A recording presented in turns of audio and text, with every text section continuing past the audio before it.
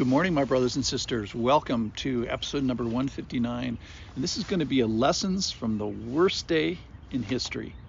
So how does a simple podcaster produce a Good Friday podcast? And how can the weight of the day be felt? Well, the way I'm going to try to approach this is let's look at those who already have felt its weight. Now, in general, all roads of Christianity lead through the suffering and the death and the resurrection of Jesus. So either this stuff is true or we are the most deceived and the most to be pitied. So as we face the reality of Good Friday, which is the suffering and death of Jesus, I think it's helpful to remember those who were there and appreciate what they learned. All right, so I'm just going to kind of run through. I'm just going to start with Pilate.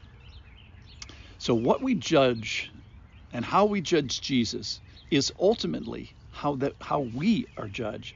And so Pilate is sitting not on the judgment seat of Christ, he's sitting on the judgment seat where he's actually judging himself. And don't we all?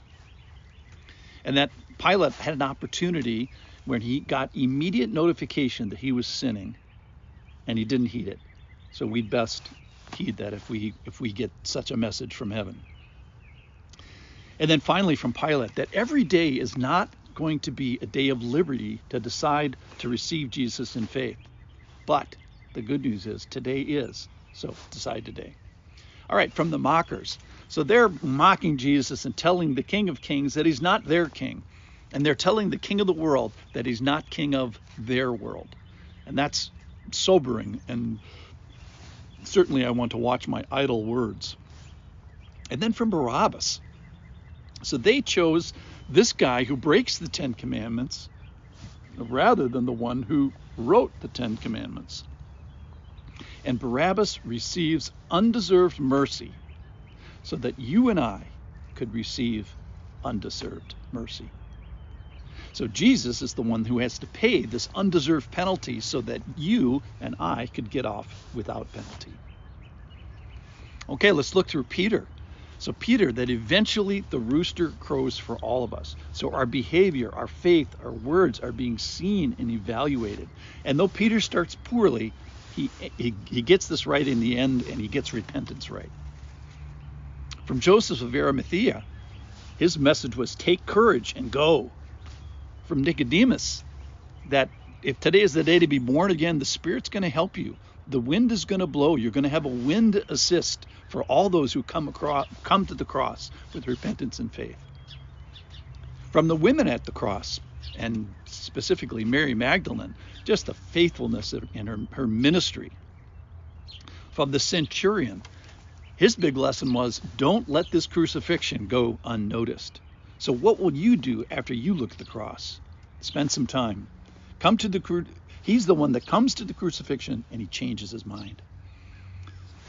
Though this isn't a person, it's a Psalm 22.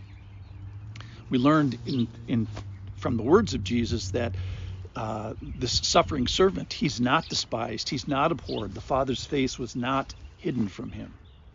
And then I want to spend a special amount of time on the thief of the cross. This is from Luke 23, verse 39. One of the criminals who was hanged railed at him, saying, "Are you not the Christ? Save yourself and us." But the other, the good thief, rebuked him, saying, "Do you not fear God, since you are under the same sentence of condemnation? And we indeed justly."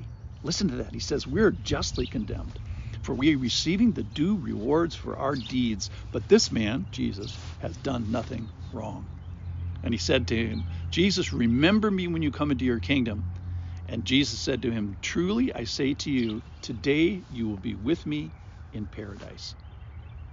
So the thief on the cross, the guy that turns out to be the good thief, he says to the other thief, "Fear God. How can you not? We're dying here. No one in history ever got off the cross successfully. The Romans are good at this. We're hours from death here." And he rightly notes that there is a payment necessary for sin. And he says that I am justly the one who should be paying it. It is right for me to pay this penalty. I deserve this. So a guy on the cross says, I deserve this, because sin has a consequence, and he realizes that. I think he comes to grip with what sin is.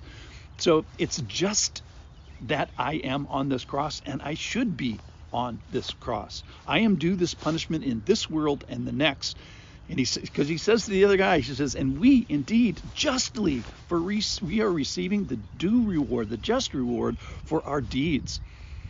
So he acknowledges then the holiness of God. He says, this man has done nothing, God. And he acknowledges the sinfulness of himself. So he says, I am due the punishment of God. I am going to need some help at the judgment seat.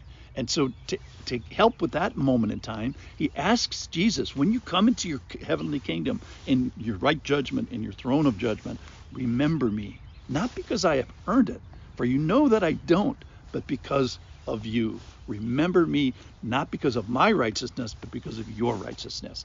Remember me because I agree with you in this, that I deserve punishment and that sin has a consequence, and remember me that my sins may be paid for by your suffering. So as you pay the penalty for the sins of mankind, this big thing, include me. Make me a part of this divine substitution that is going on at the cross. So I want to be a part of what you're doing on this cross, which is innocent is substituted for the guilty. So from the thief, we learn that heaven is immediate and paradise and being with him. That it is my sin that I must associate with his suffering, and that I deserve the penalty that he innocently bore.